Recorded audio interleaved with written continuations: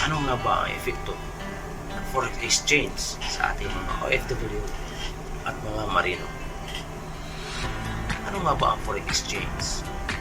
Dapat nga ba tayo magsaya kapag tumaas ang palitan nito at malungkot kapag bumaba ang palitan nito? Again, this is Captain Right. In this video, I will reveal the secret of forex exchange.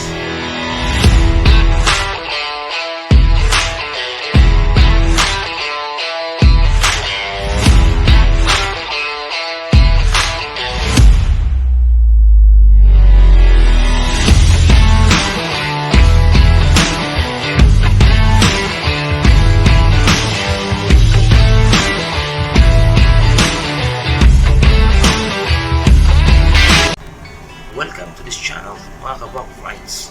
May our God Almighty bless you and keep you always.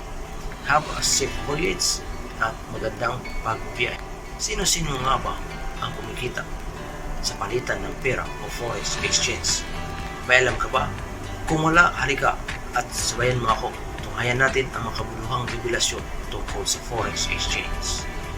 Kung hindi mga marino at OFW ang kumikita dito, sino nga ba? Iyan ang pag-usapan natin sa video na ito. At i-reveal natin ang sekreto ng forex exchange. Again, this is Captain Ride's own run. I'm not a financial expert. I'm just a simple and competent forex trader, a crypto enthusiast, an NFT creator, a small-time YouTuber, stock market investor, sometimes trader na rin, and of course, I am a seaman. All of these portfolios are running on my assets right now. So on this channel, I will reveal to you one of my assets na kumikita ako kahit nasa kabina na ako. Okay, right now, as you can see guys, dito tayo sa kabina ko. As you can see, dito sa likod ko, meron tayong mga palito. That is one of my visions, no? That someday we can travel the world freely. So I make this video guys, hoping that I could help you guys to understand what forex exchange really is. And how do we respond on this? So, if you're interested, don't forget to subscribe at click na rin ang notification bell para updated kayo sa susunod ko mga videos. Alright, I'll be right back after this.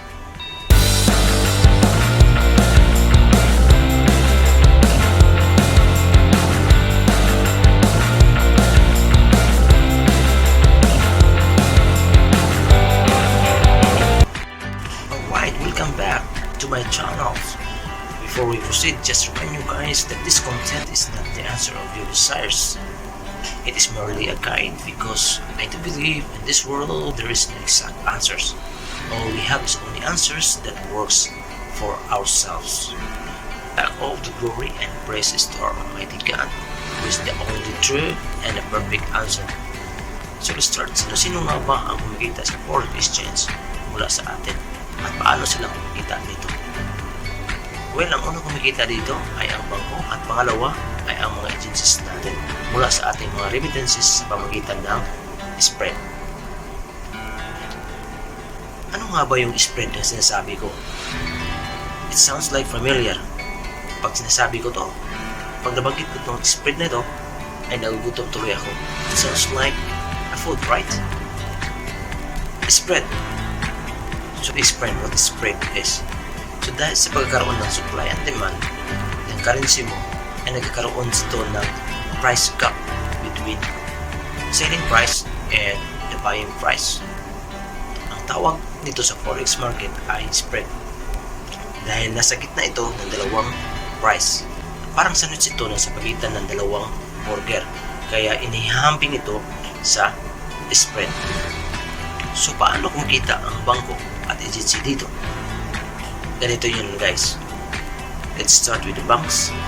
Kumikita ang bangko sa ating mga remittances just because sila ang pinatayong broker sa forex markets. They have the capacity to manipulate the spread by locking off the current value of your currency. Let's do a simple calculation. Let's see $1 mo ay may market value na 55 piso. Bibili ng bangko ito ng $1, ang $1 mo ng 53.5, mas mababa kaysa market value nito. So meaning ang bangko ay kumikita ng 1.5 piso sa buying price. Ang tawag dyan ay spread. Hindi pa kasali dito ang spread sa selling price. Out of the thin air, walang materials, walang puhunan at expenses, kumikita ang mga bangko. At dahil dito, nakakatulong tayo sa paglago ng ekonomiya ng ating bansa. Kaya nga, binansagan tayong mga bagong bayan dahil dyan. But sad to say guys na ang mga bayan na ito actually ay hindi kumikita sa pera nito. Nakuha nila ay ang mula sa sahod katumbas ng lakas at kakayahan ng ating mga kababayan. Keep in mind that paycheck are different from assets. Pag tinawag mong paycheck, ito yung bayad sa serbisyo at oras mo. Profit naman ay yung kumikita ka mula sa asset vehicle mo na kadalasan is nito ay out of nothing. According to my advisor, Robert Kiyosaki, in his book Guide to Investing, that the greatest asset you have is your mind. Therefore guys, spread is the only legal idea that makes money out of the thin air. Alright?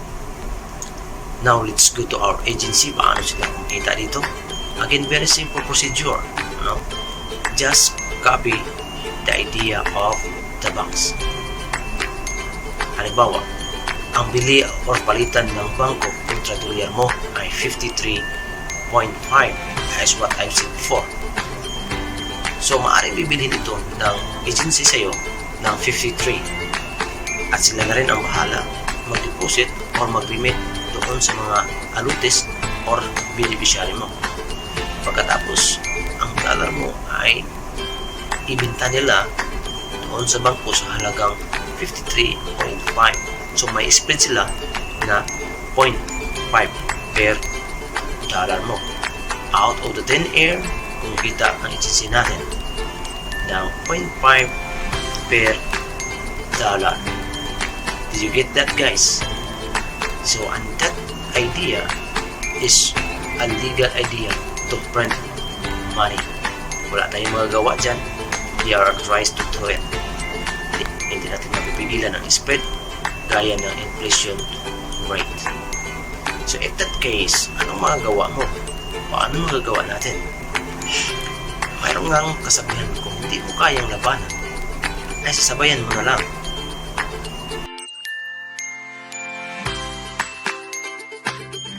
At dahil dyan mga kabakwards, mayroon akong good news para sa inyo. Dahil mayroon akong alam o mayroon akong estratehiya kung paano natin mababawasan at or maiiwasan ang pagkakaroon ng spread doon sa remittances natin. At yan ang pag-uusapan natin sa next video ko. Excited akong makita kayo sa sunod kong mga videos. Sana ay makonsider niyo ito guys para sa exit plan nyo o sa retirement nyo. Huwag nyo sayangin ang pagkakataon. I-hit nyo na ang notification button at subscribe button na rin. Sa next video ko, pag-usapan natin ang paggamit ng leverage, conventional trading, peso, dollar, account strategy, sophisticated trading, forex trading market platforms, forex market overview, at marami pang iba. See you guys on my next video. Always remember, intelligence is not a privilege, it is a gift from God, the greatest asset of all. God is good all the time, God is good. Bye bye!